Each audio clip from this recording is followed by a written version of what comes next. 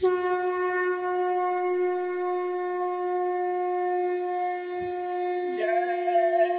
गुरुदेव। जय गुरुदेव। जय गुरुदेव। जय गुरुदेव। सतगुरु बहिया पकड़ो मोरी। सतगुरु बहिया पकड़ो मोरी। दाता बहिया पकड़ो मोरी। दाता बहिया पकड़ो मोरी। डूबत हूँ मैं भवधारा में। डूबत हूँ मैं भवधारा में। फेंको भक्ति की डोरी। फेंको भक्ति की डोरी। सतगुरु बहिया पकड़ो मोरी। सतगुरु बहिया पकड़ो मोरी। मैं दुर्बल अति हार गई हूँ। मैं दुर्बल अति हार गई हूँ। जग से नाता तोड़ी। जग से नाता तोड़ी। सतगुरु बहिया पकड़ो मोरी। सतगुरु बहिया पकड़ो मोरी। भक्ति भाव भजन भूला सब। भक्ति भाव भजन भूला सब। पूजा न जानू तोरी। पूजा न जानू तोरी। सतगुरु बहिया पकड़ो मोरी। सतगुरु बहिया पकड़ो मोरी। मन अभिमानी अधम ज्ञानी। मन अभिमानी अधम ज्ञानी। करत रहत नित चोरी। करत रहत नित चोरी। सतगुरु बहिया पकड़ो मोरी। सतगुरु बहिया पकड़ो मोरी। काम क्रोध मद लोभ सभी हैं। काम क्रोध मद लोभ सभी हैं। खींचत अपनी ओरी। खींचत अपनी ओरी। सतगुरु बहिया पकड़ो मोरी।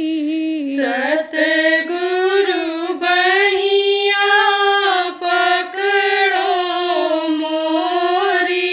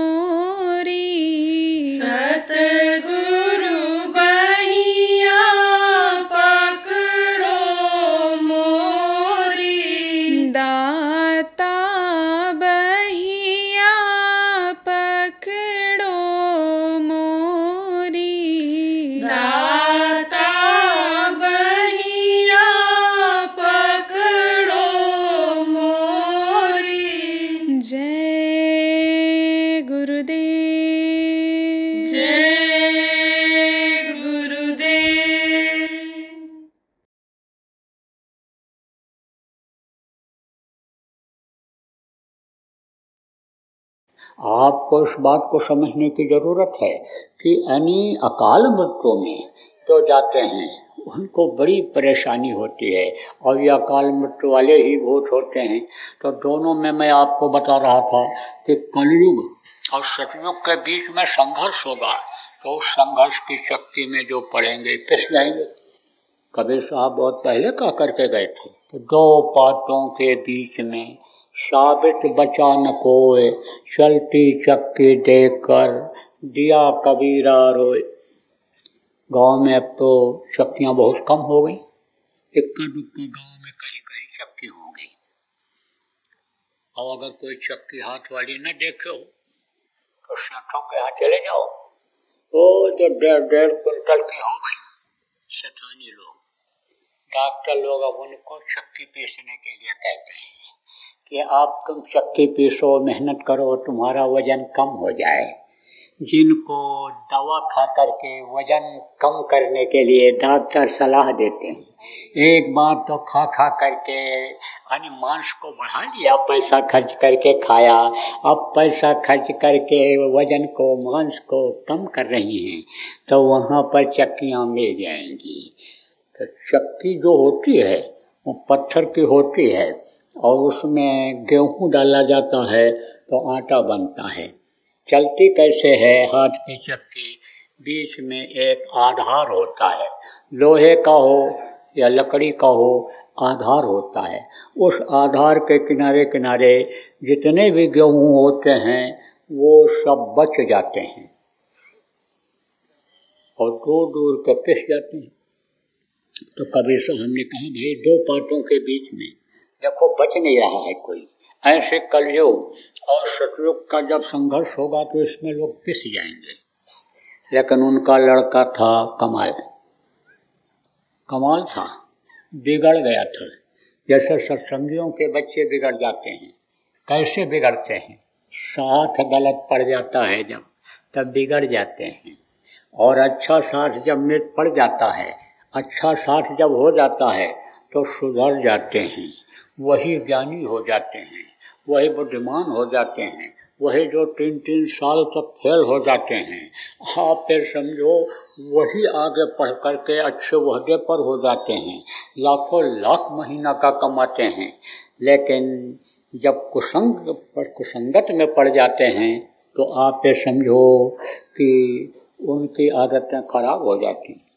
आपको कल बताया था कि स्वाति की बूंद एक होती है, केला के पंखुड़ी में पड़ जाए तो वही कपूर बन जाती है, और अगर सेब के मुंह में पड़ जाए तो मोती बन जाता है, और अगर आप ये समझो कि सांप के मुंह में स्वाति की बूंद पड़ जाए तो वही जहर हो जाता है। देखो यही बूंद जब पानी नीचे गिरती है और खेत में पानी लगता है तो फसल एकदम ऊपर उठती चली जाती है, दाने उसके मजबूत हो जाते हैं, और वही बूंदें जब ऊपर से इकट्ठा होकर के ओला पत्थर के रूप में गिरती हैं तो फसल नष्ट हो जाता है। देखो वही बूंद ऊपर की अगर पानी में पड़ा तो समझो कि पानी में और बढ़ोतरी हो गई, वही बूंदें गिरती रहीं तो पानी में बहाव हो जाएगा, बहुत दूर तक जाएगा, उस पानी का लोगों को लाभ मिलेगा।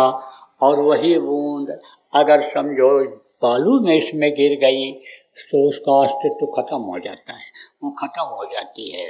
आप देखो वही बूंद अगर सूखी जगह पर पड़ी तो समझो कि जैसे आपके यहाँ परसों यहाँ बरसात हो गई थी तो आपके उठने बैठने लायक हो गया, गाड़ी चलने लायक हो गया। और नहीं तो जब कल शाम को बवंडर टाइप की आंधी टाइप का आया था तो यहाँ बैठ पाते, अरे आंखों में धूल भर जाती, भोजन में आपका जो भंडारे में बन रहा था धूल भर जाती। तो इसी को उसने आके समझो कि बराबर कर दिया। और कीचड़ में वही बूंद अगर पड़ा होगा तो कीचड़ और बढ़ गया होगा। तो साथ का असर होता है। तो साथ उसका बचपन में गलत पड़ गया, किसका, पुत्र का, कबीर साहब के कमाल का, है ना, सका बूढ़ा वंश कबीर का, उपजा पोत कमाल। और हरि का सुमिरन छोड़कर घर ले आया माल, चोरी करके ले आया करता था माल को, दूसरों के यहाँ उठा के ले आया करता था। वही लड़के ज़्यादा चोर होते हैं, वही ज़्यादा बिगड़ते हैं। माँ बाप जिन पर ध्यान नहीं देते हैं, जिनका ख्याल नहीं रखते हैं, और अगर कोई गलत काम करके आता है, रुपया पैसा लेकर के आता है, ये नहीं पूछते हैं कि तू इतना पैसा कहाँ से पा गया, तेरे पास ये कमाई कैसे हो गई, किस तरह से तू लाया, मेहनत करके लाया, मार करके काट करके लाया, लूट करके लाया, इन चीज़ों को नहीं पूछते हैं। बस यही कहते हैं मेरा लड़का देखो कमा के लिए, मेरा बेटा देखो ये करके लाया। तो वही लड़के बिगड़ जाते हैं, उन्हीं की आदत चोरी की पड़ जाती है, उन्हीं की आदत डकैती की पड़ जाती है। एक लड़के ने अपराध किया, फांसी होने लगी उसको, सजा बोल दिया किसने, जज ने, फांसी दे दिया जाए इसको। फिर ये पूछा गया तुम्हारी आखिरी इच्छा क्या है, किससे मिलना चाहते हो, क्या चीज़ तुम चाहते हो। तो उस डकैत ने कहा मैं अपनी माँ से मिलना चाहता हूँ। जब माँ आई तो माँ के नज़दीक उसको ले जाया गया। तो उसने क्या किया, अपने दांत से माँ का नाक काट लिया। तो लोगों ने पूछा ये तुमने क्यों किया। बोला इसी माँ ने मुझे डकैत बना दिया है, इसी ने मेरे ऊपर ध्यान नहीं दिया, नहीं तो मैं आज डकैत न होता, आज मैं फांसी के फंदे पर न लटकता। तो गलती बन जाती है, जब नहीं ध्यान दिया जाता है बच्चों पर, तो वही बच्चे कुल खानदान में कलंक बन जाते हैं, वही बच्चे नाम को खराब कर देते हैं, धन संपत्ति को बर्बाद कर देते हैं। इसलिए ध्यान रखना चाहिए बच्चों का। तो कबीर साहब को पता लगा कि लड़का चोरी करके लाया, अब उन्होंने उसको समझाया, टाइट किया। वही लड़का को जब भजन में लगा दिया, सुमिरन में लगा दिया, तो वही लड़का ज़्यादा बुद्धिमान हो गया। चलती चक्की देख करके कमाल ने हंस दिया था, जो कबीर साहब का लड़का था वो हंस दिया था। चलती चक्की देख कर हंसा कमाल ठठाए, वकील सहारे जो रहे सो साबित बच जाए। देखो बीच में आधार होता है, लोहे की कीली होती है, जिसके सहारे हाथ की चक्की चलती है, उसके किनारे किनारे जितने भी गेहूं होते हैं वो सब बच जाते हैं। चाहे चना पीसो, चाहे जौ पीसो, चाहे दाल पीसो, कोई भी चीज़ पीसो, उसके किनारे किनारे जो होंगे, जो चीज़ होगी वो बच जाएगी, दूर दूर के पिस जाते हैं। तो आगे का समय तो भयंकर आ ही रहा है, ऐसा खराब समय आपने देखा ही नहीं होगा। और देखो दिन ब दिन खराब होता ही दिखाई पड़ रहा है। ये बीमारियां आ रही तरह तरह की, या लड़ाई झगड़ा हो रहा है, जिसको कहते हो भाई ये कभी भी नहीं हुआ, या अनहोनी काम सब हो गया, या अनहोनी होता चला जा रहा है। ये तो अभी एक टेलर है, टेलर किसको कहते हैं सब लोग नहीं जानते होंगे। सिनेमा देखने जो लोग जाते हैं उनको मालूम है टेलर क्या होता है। जब पिक्चर आधी दिखा लेते हैं और बीच में छुट्टी होती है, जब पानी पेशाब के लिए, जिसको इंटरवल कहते हैं, उस समय पर आने वाले पिक्चर का थोड़ा सा हिस्सा दिखाते हैं कि मारकाट देख करके, डायलॉग सुन करके, सीनरी देख करके, हीरो हीरोइन के चेहरे को देख करके लोग जब पिक्चर लगे तो फिर देखने के लिए आवें। तो वो जो बीच में आने वाली पिक्चर को दिखाते हैं उसको ट्रेलर कहते हैं। तो ये तो कुदरत का भी ट्रेलर चल रहा है। पिक्चर तो अभी आगे आएगी, चालू होगी पिक्चर, तब देखना कितनी मार काट होती है, कितना लाल झाल होता है, कितनी आपदाएं आती हैं।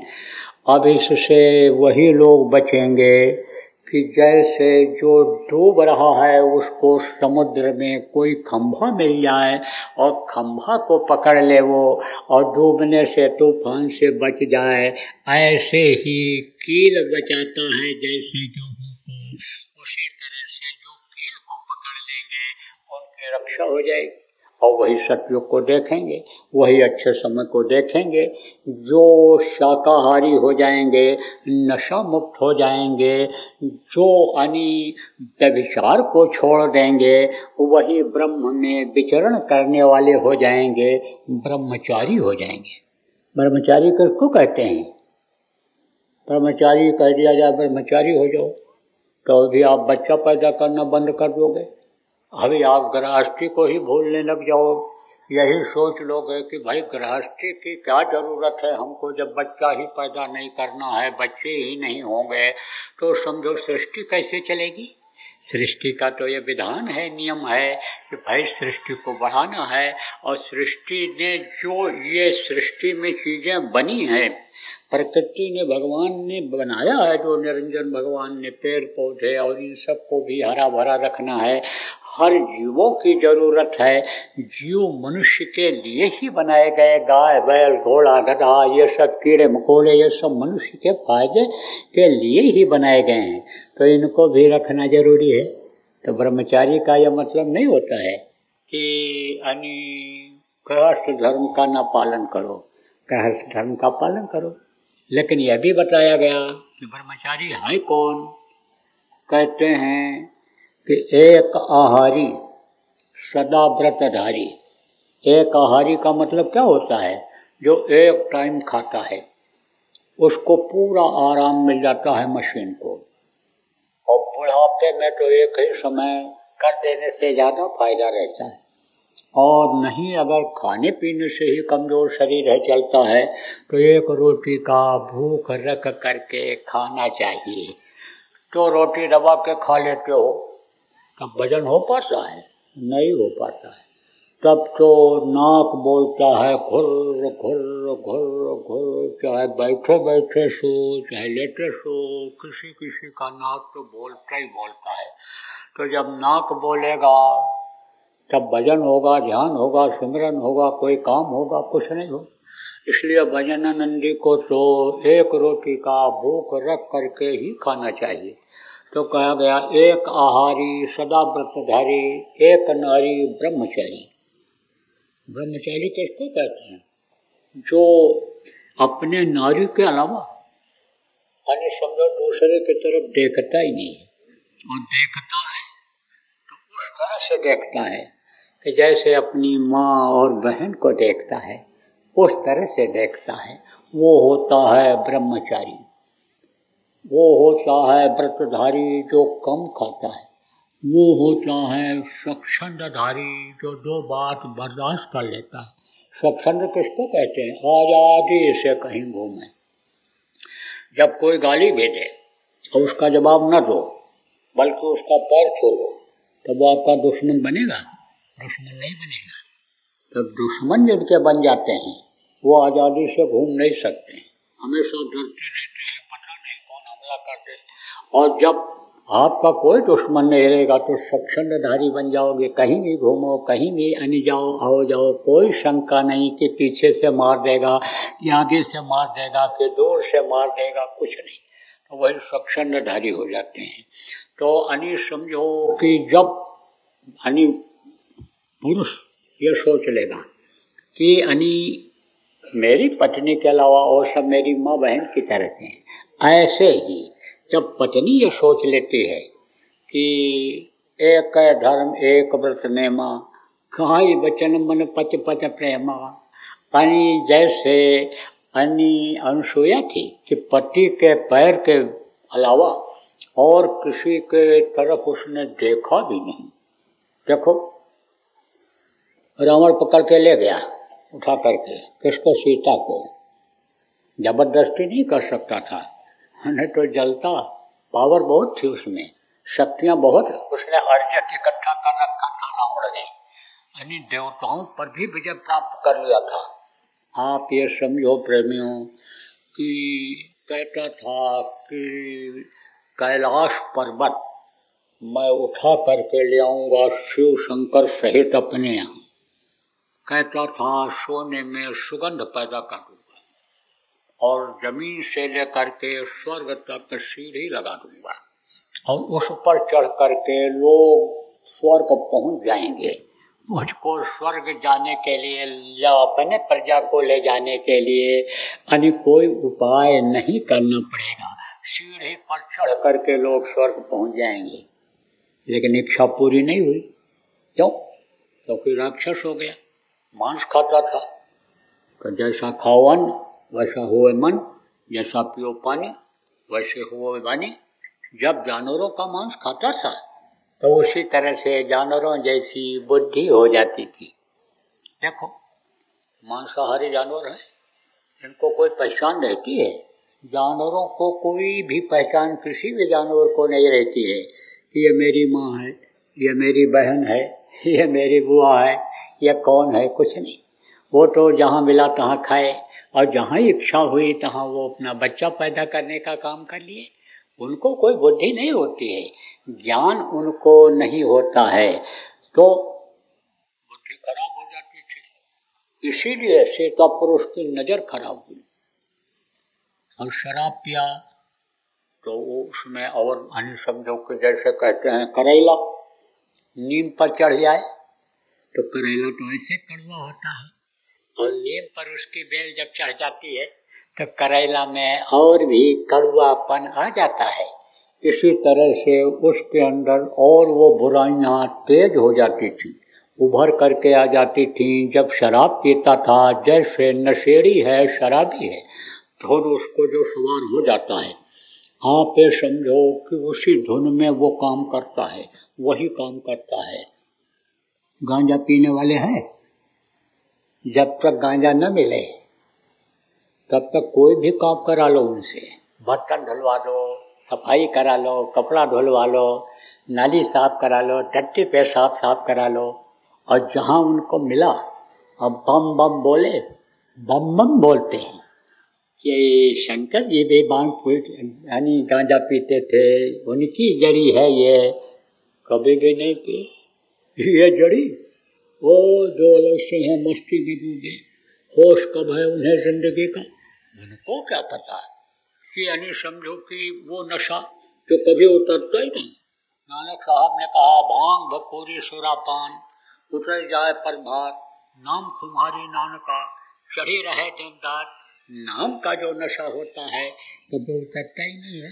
तो वो तो नाम जपने में लगे हुए रहते थे, नाम के डोर को पकड़ करके ऊपर जाने में लगे रहते थे, और अब भी लगे रहते हैं। तो वो इस जड़ी बूटी को पिएंगे, लेकिन गंजेड़ी लोग जब पीने को होता है तो बम बम बोल करके शंकर जी को बदनाम कर दे रहे हैं। तो गंजेड़ी जब पीते हैं गांजा तब रुकते हैं, एक सनक उनको जहाँ रहता है घर जाना है चल देते हैं, कहा ना गंजेड़ी यार किसके, और दम लगा के खिसके खिसक जाते हैं। ऐसे ही एक जुनून सवार होता है नशेड़ियों को। तो जब रावण को जुनून सवार होता था, नशे में जब आता था, तब दूसरी औरत को अपनी ही औरत समझता था। कहते हैं ना कि चोरों को सारे नजर आते हैं चोर। वो जब चश्मा उस तरह का लगा लेता है काले रंग का, तो सूरज हो या कोई दीपक हो या कोई हाइड्रोजन ट्यूबलाइट हो, उसको काले रंग में ही वो दिखाई पड़ता है। ऐसे ही उसको वही सवार होता था। और जब नशे में आता था, अपने काम वासना जब जगती थी, तब जाता था अशोक वाटिका में, तो जबरदस्ती तो नहीं कर सकता था, नहीं कर सकता था। क्यों? क्योंकि सीता भी एक शक्ति थी। एक शक्तियाँ ऊपर से भेजी जाती हैं, आते हैं परिवर्तन करने के लिए। जो मनुष्य से अच्छा काम करते हैं, मनुष्य के सुख सुविधा का ध्यान रखते हैं, उनको आंधी आफत से बचाते हैं, उनके खाने रहने की सुविधा जो मुहैया कराते हैं, वो महापुरुष कहलाते हैं। साधारण पुरुष नहीं होते हैं, वो महापुरुष हो जाते हैं। गुरु की दया लेते हैं, गुरु की शक्ति लेते हैं, और उससे जो वो काम करते हैं उससे वो महापुरुष हो जाते हैं। लेकिन उनके साथ में सहायक शक्तियाँ भी आती हैं। सहायक शक्तियाँ सहायक शक्तियाँ आती हैं। तो सहायक शक्ति कौन थे उनके? सहायक शक्ति थी सीता, सहायक शक्ति कौन थी? लक्ष्मण। सहायक शक्तियाँ कौन थी? हनुमान, जामुन, बंदर और भालू। सहायक शक्ति कौन थी? कर्म की सजा पा रहे हुआ जटायु। कर्मों के अनुसार ही उन्हें में जाना पड़ता है, लेकिन वो भी एक शक्ति थी। देखो उसने सीता की लाज बचाने के लिए अपनी जान दे दिया था। जब रावण उठा करके ले जा रहा था, बचाने के लिए जान दे दिया था, जटायु ने बाधा डाला था ले जाने में। तो ये सब होती हैं सहायक शक्तियाँ। तो सीता कौन थी? सहायक शक्ति थी, इसलिए उनमें ज़्यादा शक्ति थी। रावण के अंदर जो शक्तियाँ थीं उससे ज़्यादा शक्ति थी, इसलिए जल जाता हो, जल जाता है। रावण अगर जबरदस्ती करता है, मनाता था उनको, एक बार बिलो के मम हो रहा, एक बार तुम मेरी तरफ देख लो। तो उसकी तरफ देखते तो थे, लेकिन तिरंधर ओट कहाँ बैठे ही। तिन किसको कहते हैं? तिनका। तिनका होता है ना छोटा सा टुकड़ा, और आंखों में ऐसे लगा करके, ऐसे आंखों के सामने, कि जिससे पूरी नजर उससे न मिल पावे, उससे पूरी नजर न मिला। तिरंधर वोट कहाँ बैठे, उसको ऐसे लगा करके देखती थी। देखो हनुमान जी अगर चाहते तो सीता जी को ऐसे हथेली पर बैठा करके ऐसे और लेकर के उड़ करके चले आते। कहाँ से? अशोक वाटिका लंका से, और रावण के सामने से बैठा देते। लेकिन सीता तैयार हुई आने के लिए? नहीं तैयार हुई। उनको कब विश्वास हुआ सीता को? जब उन्होंने कहा था कि समझो कि हमको कुछ दे दीजिए पहचान, कि जिससे सीता माँ को विश्वास हो जाए। तब उन्होंने मुद्रिका हनी दिया था। अपनी मुद्रिका किसको कहते हैं? अंगूठी को। और उसमें उनका नाम लिखा हुआ था, राम नाम। उसको सीता पहचानती थी। तो पेड़ पर से जब उन्होंने नीचे गिराया, किसने? हनुमान जी ने। तब सीता को यह विश्वास हुआ कि राम का ही यह दूत है, नहीं तो मिलता कहाँ से ये। उनको ये मालूम था वो शक्ति है कि राम को कोई मार नहीं सकता है। जैसे सिनेमा के हीरो होते हैं आजकल, वो कहीं मरते हैं? नहीं मरते हैं। हम मारे जाते, कोटे जाते हैं, बड़ी परेशानी झेलते हैं, लेकिन मरते जल्दी नहीं हैं। इसलिए उनको मालूम था कि परिवर्तन के ये हीरो हैं, इस त्रेता युग के ये राम हीरो हैं, इनको कोई मार नहीं सकता है।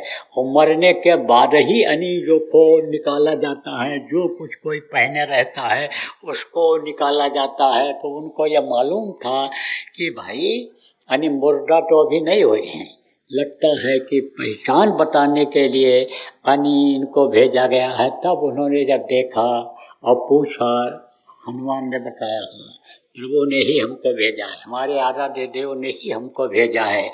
और फिर जब आए और फिर खबर लिया, बातचीत किया, फिर जब जाने को हुआ तब हनुमान ने फिर उनसे कहा, माँ तुम मोहि दीजिए कचीना, जैसे रघुनायक मोहि दीना। जैसे अन्य राम भगवान ने अपनी पहचान के लिए दिया था अंगूठी मुद्रिका, इसी तरह से आप मुझे दीजिए। चूड़ामणि उतारे तब दयो। तब उन्होंने अपना चूड़ामणि उतार करके और हनुमान को दिया था कि जाओ अब तुम बताना खबर, हम यहाँ पर हैं, खबर तुम उनको देना राम को। और जब ये लौट करके गए तब उन्होंने तैयारी किया, यानी पहले तो बहुत समझाने की कोशिश किया, संदेशा भेजा, लेकिन उसके समझ में कहीं आया। अगर शाकाहारी बुद्धि होती, अगर सदाचारी दिमाग उसका होता तो रावण के समझ में आता, लेकिन वो समझ में नहीं आया। वही चीज उसके अंदर जो बुराइयां थी उसी के लिए पुलस्त ऋषि ने भी कहा था तेरे पास सारी शालाएं हैं, पाठशाला भी है, वैधशाला भी है, औषधालय भी है, तेरे पास यज्ञशाला भी, सब कुछ है, लेकिन चरित्रशाला तेरी नहीं है, क्योंकि तू मांस खाता है, तू शराब पीता है, और वो तेरे चरित्र को बनाए नहीं रख सकता है। इसलिए यही तेरा रावण विनाश करेगा, यही तेरी लंका को खत्म करेगा, यही तेरे कुल खानदान को। लेकिन उसके समझ में आया? मंदोदरी ने कितना समझाया, कहा वापस दे दो, पर नारी हैं वो, उन पर आपको दृष्टि मत डालो, उनको वापस कर दो, बहुत बड़ी गलती किए हो। लेकिन कहते हैं कि विनाश काले विपरीत बुद्धि, तो रावण को फिर सेना तैयार करनी पड़ी, अन्य राम को सेना तैयार करनी पड़ी और लड़ाई करनी पड़ी, और लड़ाई करके अन्य समझो उसका विनाश किया।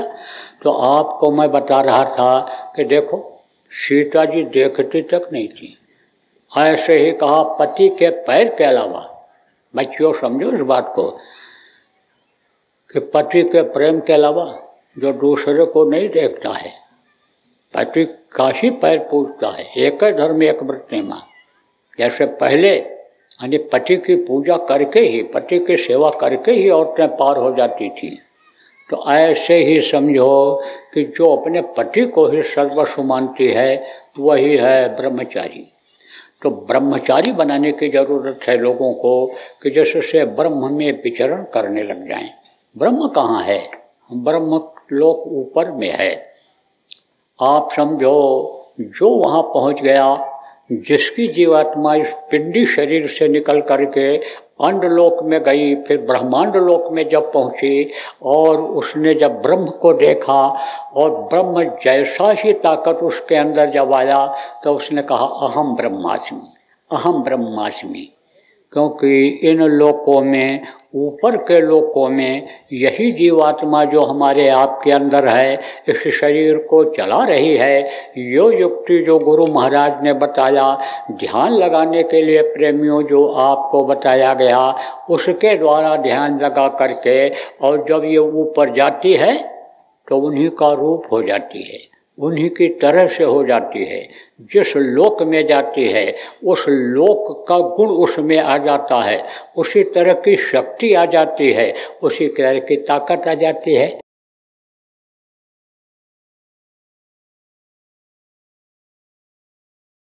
देखो प्रेमी, आगे का समय खराब आ रहा है।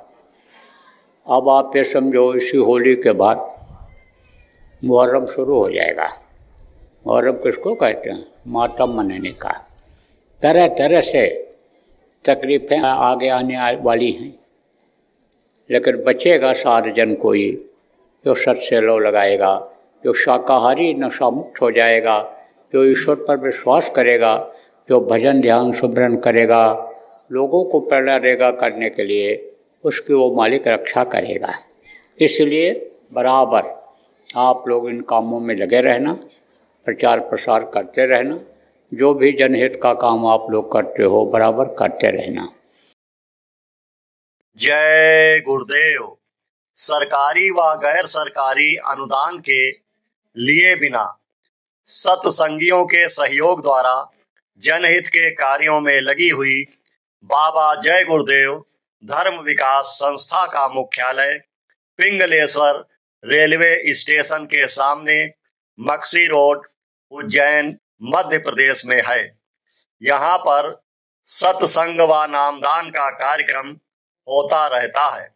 अतः आप श्रोताओं से अनुरोध है कि बाबा उमाकांत जी महाराज के आश्रम उज्जैन एक बार परिवार सहित जरूर पधारिएगा। जय गुरुदेव।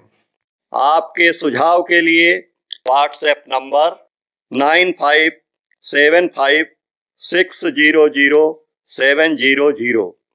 जय गुरुदेव। जय गुरुदेव।